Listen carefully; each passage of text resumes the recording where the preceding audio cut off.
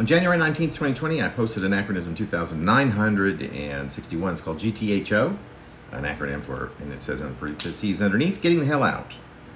At first it was Canada, to which there were several excursions. The one we didn't take as a family of 6 in the tan leisure van because Dad wouldn't part ways with his fancy gun. This was at Niagara Falls, which was a little embarrassing and would have been my first venture into another country, 1973. Then in grad school in the early 1990s at Bowling Green, Ohio.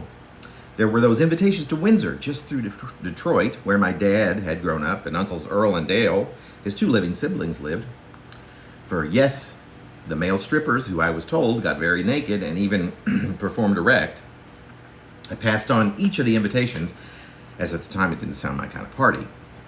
After school, I fell for a francophone from Ann Arbor, with whom I took a couple of trips to Quebec, Montreal. It was there I learned the true riches of Canada. Guys in Montreal were gods. Every trip there had me feel as if I were truly foreign, what with a smattering of French spoken alongside English and the outrageously gorgeous men who I still think are the friendliest on the planet. Surely due, in part, to the direction my libido kept taking me, strip clubs, where friendly made money, perhaps even a weensy bit from me. Years later, I'd take 2 excursions back alone, but it never quite had the cachet it did on that first trip. I did one stop at Windsor just to find that notorious strip club, and this was with a boyfriend.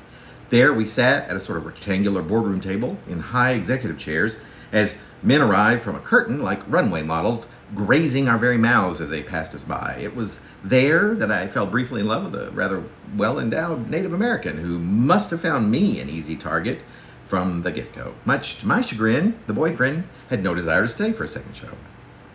A decade later, there was a train ride to Vancouver with a new boyfriend on our first anniversary. I'd just spent my first 5 years living in San Francisco, so it was a pleasure to arrive during a snowstorm our first night there. Once again, the men were quite pleasing to the eyes, but I was less interested in them than in adventure and the budding romance that I'd have never believed would later grow so intractable that thanks to him, I'd lose pretty much everything. Soon, I'd escape for much more foreign destinations, but for decades, Canada was the one place where I GTHO. It was significant in whetting my taste for the kinds of travel I knew I wanted, but I'll save those adventures like the gay cruise to Mexico and the trip to Hong Kong solo, turning 40 in Paris, the trip to Tokyo also solo, the time I took a jerk to Italy for his graduation, stunned at how it became my favorite trip ever thus far.